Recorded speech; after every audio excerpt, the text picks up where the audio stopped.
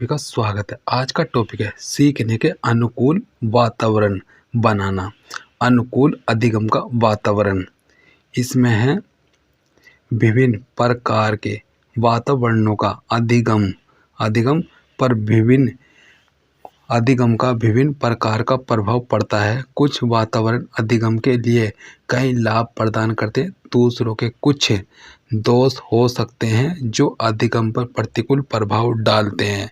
यह सत्य है कि शिक्षक छात्रों की सामाजिक आर्थिक स्थिति और उनके पारिवारिक वातावरण को नहीं बदल सकते या उनकी शारीरिक भलाई में कोई बड़ा अंतर नहीं डाल सकते हैं, लेकिन वे अभी भी सभी बच्चों के लिए कक्षा में एक सकारात्मक अनुकूल अधिगम का वातावरण बनाने के लिए बहुत कुछ कर सकते हैं। अक्षमता बच्चों को आपके द्वारा कक्षा में उनके लिए बनाई गई स्थानिक व्यवस्थाओं के संबंध में निम्नलिखित तरीकों से विशेष ध्यान देने की आवश्यकता हो सकती है। अक्षमता विकलांगता नहीं है। अक्षमता शिक्षार्थियों के पास कमी की पूर्व निर्धारित धारणा के साथ संपर्क न करें। अक्षमता अपने आप में कोई बाधा नहीं है। यह एक बाधा तब बन जाती है जब समाज अनुकूल वातावरण का निर्माण नहीं करता। इसलिए शिक्षकों को अक्षमता के लिए कक्षा में समावेश वातावरण बनाना चाहिए। उच्च उम्मीदें और यथार्थवादी लक्ष्य। शिक्षकों को सभी छात्रों से उच्च उम्मीदें रखनी चाहिए और व्यक्तिगत छात्रों के लिए यथार्थवादी और प्राप्त करने योग्य लक्ष्य निर्धारित करने चाहिए। इसमें है प्रत्येक शिक्षार्थी के अनुकूल निर्देशात्मक तकनीकों का उपयोग करना। शिक्षकों को शिक्षार्थियों की विभिन्न सामाजिक सांस्कृतिक विशेषताओं को शामिल करने के लिए विभिन्न प्रकार की निर्देशात्मक तकनीकों का उपयोग करना चाहिए जो उनके अधिगम को प्रभावित करती है। दिव्यांगों और सीखने की अक्षमता वाले बच्चों की अधिगम की ज़रूरतों के अनुरूप निर्देशात्मक रणनीतियों और तकनीकों का उपयोग करें। विभिन्न शिक्षण शैलियों को शामिल करने के लिए शिक्षण विधियों जैसे सहकर्मी शिक्षण, सहकारी शिक्षा, आधिपत्य अधिगम आदि का चयन करें। विविधता, अक्षमता और समावेशन की अवधारणा सामाजिक निर्माण के रूप में अक्षमता के निहितार्थ, अक्षमता के प्रकार, उनकी पहचान और हस्तक्षेप। विविधता शब्द जब लोगों या समुदायों या सामाजिक संदर्भों से संबंधित संवाद में उपयोग किया जाता है तो यह इंगित करता है कि लोगों का एक समूह उन व्यक्तियों से बना है जो किसी न किसी तरह से एक दूसरे से अलग है, या इसका मतलब सामूहिक रूप से लोगों के बीच भिन्नता से है, अर्थात वे अंतर जो लोगों के एक समूह को दूसरे से अलग करते हैं। विविधता लोगों के समूह में मौजूद पहचान की सीमा को संदर्भित करती है। विविधता पर चर्चा करते समय संदर्भित सामान्य पहचान श्रेणियों में जाति, वर्ग, लिंग, धर्म और यौन अभिविन्यास शामिल हैं। शिक्षा में विविधता सीखने के माहौल को बनाने के लिए विचारों और पहल की एक विस्तृत श्रृंखला का प्रतिनिधित्व करती है जो यथासंभव अधिक से अधिक पहचान के लिए सुरक्षित, समावेशी और न्यायसंगत है। विभिन्न अभिज्ञान श्रेणियों में लोगों की ज़रूरतों को पहचानना, बढ़ावा देना और संवेदनशीलता विकसित करना शैक्षिक विविधता का प्राथमिक उद्देश्य है। विविधता के लिए शिक्षण का तात्पर्य कक्षा में विभिन्न प्रकार के अंतरों को स्वीकार करना है। कक्षा में विविधता को निम्न प्रकार परिभाषित किया गया है। यह स्वीकार करना कि सभी लोग अपने तरीके से अद्वितीय हैं। हमारी विविध भिन्नताओं में मुख्य रूप से निम्नलिखित शामिल हैं: अक्षमता शारीरिक या संज्ञानात्मक, जाति, सांस्कृतिक पृष्ठभूमि, लिंग और कामुकता, धार्मिक, सामाजिक, आर्थिक स्थिति। कक्षा में हमेशा विविधता रही है, लेकिन आज इसे सम्मिलित करना और इसका सकारात्मक उपयोग करना महत्वपूर्ण है। अक्षमता को एक ऐसी स्थिति या कार्य के रूप में परिभाषित किया जाता है जिसे किसी व्यक्ति या समूह के सामान्य मानक के सापेक्ष महत्वपूर्ण रूप से बिगड़ा हुआ माना जाता है। अक्षमता विकलांगता, पर्याप्त शक्ति, क्षमता या शारीरिक या मानसिक क्षमता की कमी है। विशेष रूप से वह जो किसी व्यक्ति को दैनिक जीवन के कार्यों को करने, काम या घरेलू जिम्मेदारियों को पूरा करने या अवकाश और सामाजिक गतिविधियों में संलग्न होने से रोकती है। यह एक दोषपूर्ण स्थिति है जो व्यक्ति और पर्यावरण के बीच अंतःक्रिया को बाधित करती है। एक विकलांग व्यक्ति जिसे लंबे समय तक शारीरिक, मानसिक या संवेदी हानि होती है, जो विभिन्न बाधाओं के साथ अंतःक्रिया में दूसरों के साथ समान आधार पर समाज में उनकी पूर्ण और प्रभावी भागीदारी में बाधा उत्पन्न कर सकता है। इसमें समावेश में आएगा। समावेश एक प्रणाली को संदर्भित करता है जो छात्रों की शारीरिक मानसिक असमानता से मेल खाती है। समावेश किसी व्यक्ति या छात्रों के लिए नहीं है, यह उन सभी के लिए है जो सामान्य वातावरण में काम नहीं कर सकते। इनमें से कुछ छात्र शारीरिक रूप से असक्षम और कुछ छात्र प्रतिभाशाली और दूसरे प्रकार के भी हैं।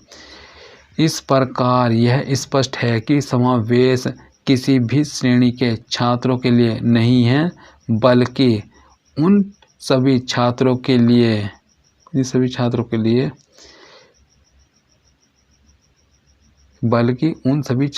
लिए जिन्हें आपकी आवश्यकता है। हमारी शिक्षा में समावेश का महत्व यह किसी भी क्षेत्र में छात्रों की सामर्थ्य या कमजोरियों की परवाह किए बिना सभी छात्रों को एक कक्षा और स्कूल में एक साथ लाने की एक प्रक्रिया है, और यह सभी छात्रों की क्षमता को अधिकतम करने का प्रयास करती है।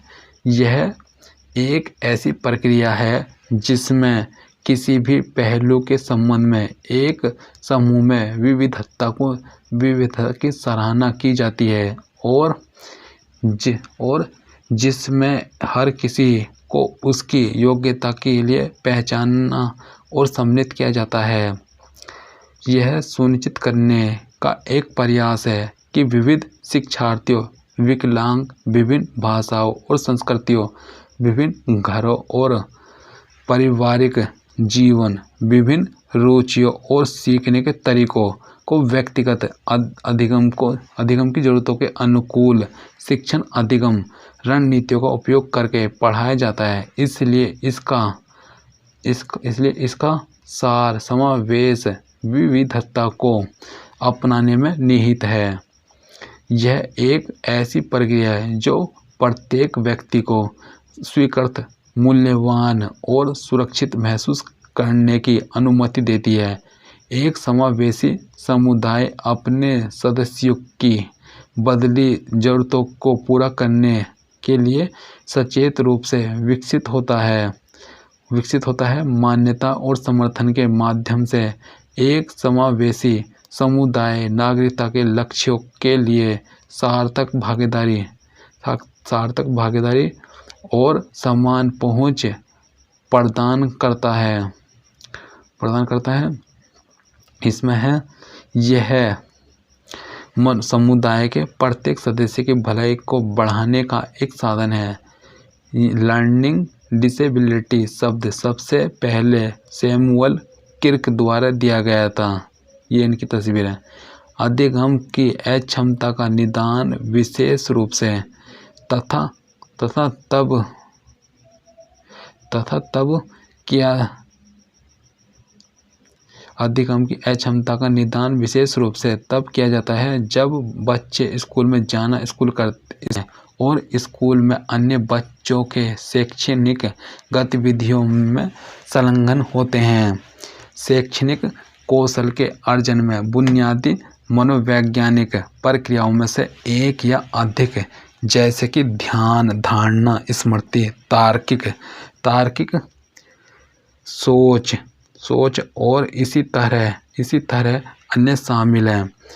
जब इन बुनियादी प्रक्रियाओं में कुछ कमी होती है तो यह गणितीय गणना सुनने, सोचने, बोलने, पढ़ने, लिखने, वर्तनी करने की अपूर्ण क्षमता के रूप में देखी जा सकती है। अधिगम अक्षमता का अर्थ परिस्थितियों के एक विषम समूह से है जिसमें बोली जाने वाली या लिखित भाषा को संसाधित करने में कमी होती है, जो खुद को समझने, बोलने, पठन, लेखन, वर्तनी या गणितीय गणना में कठिनाई के रूप में प्रकट हो सकती है और इसमें अवधारणात्मक अक्षमता, पठन वैकल्य, लेखन वैकल्य, गुणज वैकल्य, गति समन्वय वैकल्य और विकासात्मक भाषाघात जैसी स्थितियां शामिल हैं। विशिष्ट अधिगम अक्षमता को मौखिक या लिखित भाषा को समझने या उपयोग करने में शामिल मनोवैज्ञानिक प्रक्रियाओं में एक विकार के रूप में परिभाषित किया गया। एक शिक्षार्थी जो इस प्रकार से पीड़ित है, हालांकि औसत या उससे अधिक औसत बुद्धि है, लेकिन पढ़ने, सुनने, बोलने, लिखने, वर्तनी करने या गणितीय गणना करने और ध्यान केंद्रित करने की अपूर्ण क्षमता है। सीखने की अक्षमता परिवर्तनशील है।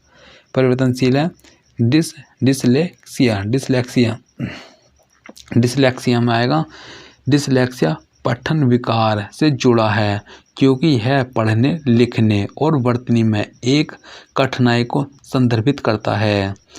डिसलेक्सिया सबसे सामान्य अधिगम अक्षमता पठन विकार है जो शिक्षार्थियों को बनाता है वर्णमाला के समान आकृतियों और ध्वनियों के साथ भ्रमित होने में, अक्षरों और शब्दों को पढ़ने, व्याख्या करने और समझने में असमर्थ होने में, अक्षरों और शब्दों के साथ भाषण की पहचान करने और संबंधित ध्वनियों में घबराहट महसूस करने में।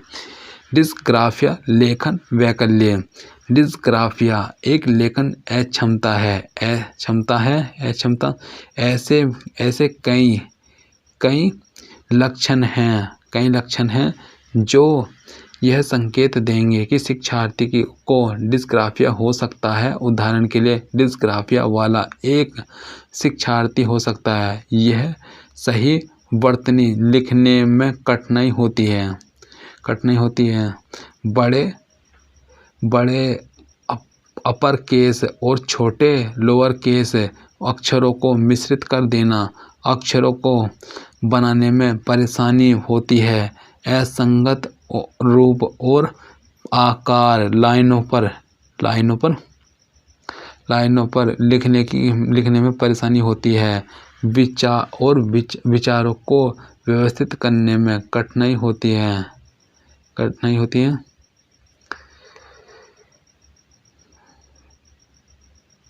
इसमें है बड़े अपर केस और छोटे लोअर केस अक्षरों को मिश्रित कर देना अक्षरों को बनाने में परेशानी होती है। असंगत रूप से और आकार लाइनों पर लिखने में परेशानी होती है। विचारों को व्यवस्थित करने में कठिनाई होती है। एक ही समय में सोचने और लिखने में परेशानी होना। डिस्कूलिया गुणज। गुणज वैकल्य एक गणितीय अक्षमता। इस अक्षमता में शिक्षार्थी को गणित सीखने का समझ में कठिनाई होती है।